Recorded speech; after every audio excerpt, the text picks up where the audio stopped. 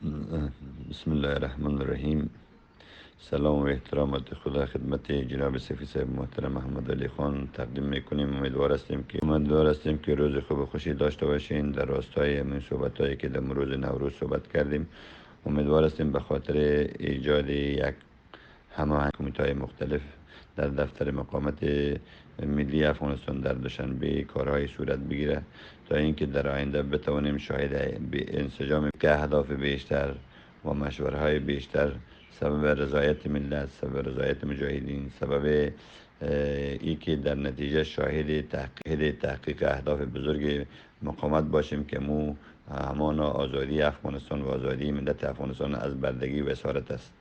در این راستا نیازمند قربانی هستیم که او قربانی را میتونه که خود شما اولین گام مثل مراوره مثل سیاره دشتی برداره. لطف کنید برادری عزیز، بین آمر صاحب احمد زیر فشار قرار بدین، نه مردم دیگر و نه سبب تضعیف و سبب اهانت و انتقاد رهبری بگردید. خود به خود مثل مراوره شجاعانه استعفایتون نشته کنه به آمر صاحب احمد مسعود شب تسلیم کنه. 15 مسئولان عملا در جلسه اعلام کنن که خالدین زیایی بدرگرمی استعفا داد، سیاره دشتی استعفا داد، احمد ولی مسعود استعفا داد، جناب سیقل استعفا داد، جناب مولانا عبدالله استعفا داد، جناب فلان استعفا داد. 10 نفر باید باشه.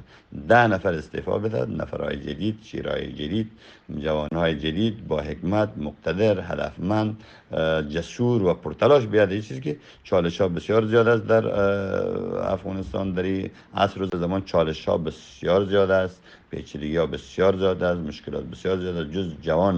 جز کسایی که قادر به این چالش جوان هاست. نه مردم های کهنسال سفیر بودن، بدر 20 سال رئیس بنیاد احمد شاه مسعود شهید بودن، بدر کاندید بدر خود کاندید کردن، تورس خود کردن، تورسن دیوانه بدر 16000 بود، جنابای عالی مقام 3950 نفر در سر تاثیر افغانستان. دیگه اونا باز میشه بدر باز بودن تلاش کردن جنابای عالی در ظرف 2 سال که یک پست برای خود ایجاد کنن به نام ریاست اجرایی مقامات ملی.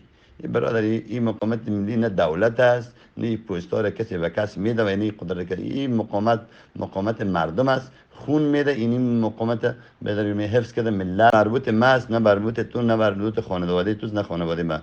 برادر بیش از این نه خود مسخره کو، نه برادر سبب تضعیف ملت مجاهد جوان و تحقیر مردم بشه. استعفا بده مثل مرواره بدن استعفا تو با امر صاحب احمد چیز کو تقدیم کو و نه بدر نمی استعفا بده و تا اینکه خود قربان بساز به خاطر ملتت، به خاطر رهبریت، به خاطر اینکه از دست تو بدر 2 سال انتقاد احمد ولی خان در رسانه، احمد ولی خان داخل دفتر احمد ولی خان معنوی لادا کار کرده به خاطر تو، دیگه کار کرده به خاطر تو، فلان کار کرده به خاطر تو، می رفت بدر می فلان کار کرده به خاطر تو احساس داری نداری؟ مسئولیت داری نداری؟ خدا تو مگه ما که گپ زدم نیم ساعت، 1 ساعت، 2 ساعت گپ زدم به خاطر که جعفری که و مصاحبه را برات روان کردم، برات پیشنهاد کردم که برو در لندن اونجا سفیر بودی، اونجا تلاش کو، اونجا مردم قناعت بده، اونجا کمپاین کو، اونجا پول جمع کو، اونجا امکانات کو. میرم چطور میکنم و نمیکنم فلان رفت میگفت بود دیگه به خاطر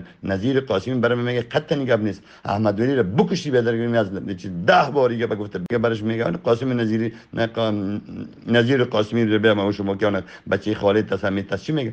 میگه قی به چشم است، یک قی بدر می استفاده جوست از چیز بنیاد شهید احمد شاه مسعود چی کرد، سفارت چی کرد و دیگه بدر ریاست کاندیدش نتیجه چی بود و دیگه اون وفاق ملیش چی شد. کال بدر می چیزات از این مقامات هم میخواد در و یادگار به شکست خود اضافه کنه. چیزی که شما ندارین غیر شکست، کدوم دستاورد که من شما نمیدونم بزرگوار.